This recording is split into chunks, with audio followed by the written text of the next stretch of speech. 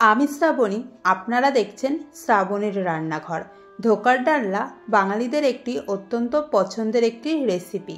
এটি নিরামিষ ও আমিষ দুরকমই খেতে দুর্দান্ত লাগে। আজকে বানাবো নিরামিষ ধোকার ডালনা। চলুন ভিডিওটি শুরু করা যাক। আমি এখানে 1 কাপ ছোলার ডাল ওভারনাইটের জন্য ভিজিয়ে রেখেছিলাম। ওভারনাইট ভিজিয়ে রাখতে না পারলেও 5 থেকে 6 ঘন্টা ভিজিয়ে রাখতে হবে, না হলে ডাল শক্ত থাকবে। ডালের জলটা ফেলে একটি মিক্সির জারে নিয়ে নিচ্ছি ডালগুলো।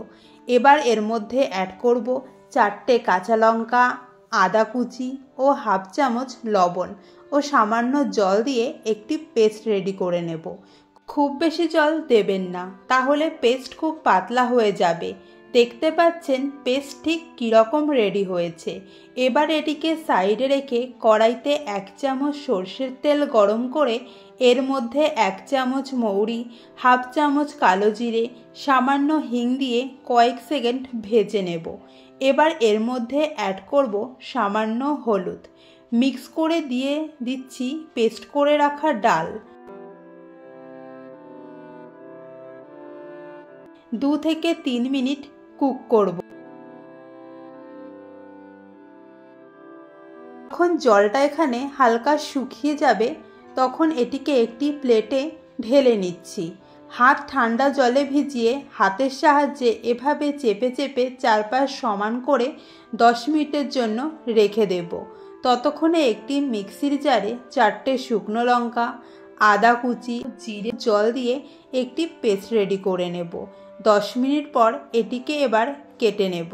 প্রথমে এইভাবে ছোট ছোট করে লম্বা করে কেটে নিচ্ছি।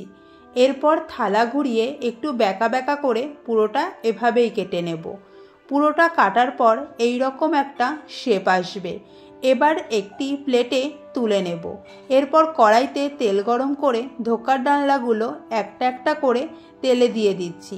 দেওয়ার সাথে সাথে নাড়াবেন না, সাথে সাথে নাড়ালে ভেঙে যাওয়ার সম্ভাবনা থাকবে। হালকা ভাজা হলে একে একে সব ধোকার ডালনাগুলো উল্টে দেব।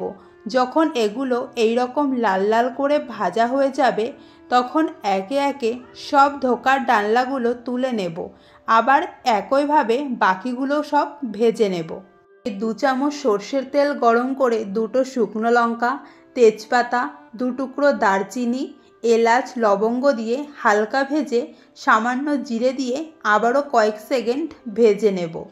আদা ও শুকনো লঙ্কার যে পেস্টটা করে রেখেছিলাম এবার সেটি এখানে দিয়ে খুব ভালো করে মিক্স করে নিচ্ছি।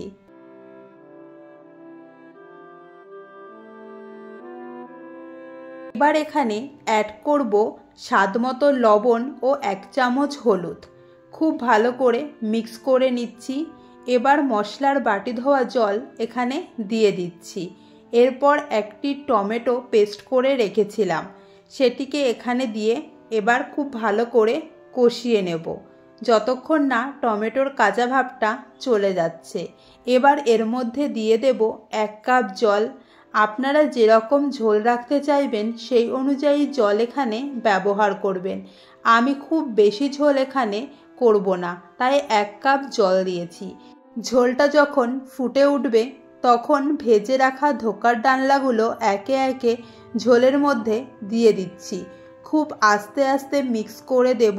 খুব জোরে জোরে নাড়ালে ধোকার ডালনাগুলো ভেঙে যেতে শুরু করবে। 2 থেকে 3 মিনিট কুক হওয়ার পর 1 চামচ ঘি ও সামান্য একটু গরম মশলা অ্যাড করে মিক্স করে গ্যাসটা বন্ধ করে দেব। আমাদের নিরামিষ ধোকার ডালনা রেডি হয়ে গেছে। এই ধোকার ডালনা গরম ভাতে বা লুচি ও পরোটার সাথে খেতে দুর্দান্ত লাগে। তাহলে রেসিপিটি কেমন লাগলো অবশ্যই কমেন্ট করে জানাবেন। দেখা হচ্ছে নতুন কোনো ভিডিওতে নতুন কোনো রেসিপি নিয়ে।